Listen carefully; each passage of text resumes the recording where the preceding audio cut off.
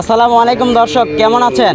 আশা করছি সবাই ভালো আছেন। দর্শক, আঙ্কেলের সঙ্গে কথা বলবো, তার গরুর দামটা শুনবো 25 কোরবানি উপলক্ষে কীরকম দাম যাচ্ছে, বাজার দর কেমন যাচ্ছে দেখাবো আপনাদের। 25 কোরবানি উপলক্ষে কীরকম দাম যাচ্ছে, বাজার দর খারাপ না ভালো, এখন যেহেতু শুরু হচ্ছে প্রথমেই জেনে নেব চাচার কাছ থেকে। আসসালামু আলাইকুম। ওয়ালাইকুম সালাম। আঙ্কেল কি অবস্থা, ভালো আছেন? ভালো আছি বাবা। দুইটাই কি সার? দুটি সার গরু, ফটকা ফটকি কালার। ফটফটি কালার। আচ্ছা, এটা কত যাচ্ছেন? কত? 1,10,000 করে যাচ্ছে পারে। 1,10,000। ওটা ওটাও 10 আছে। মাংস কি বনে বানাতে পারে? এদের মাংস 4 মণ করে হবে। একটু জোরে বলবেন। মাংস 4 মণ হবে?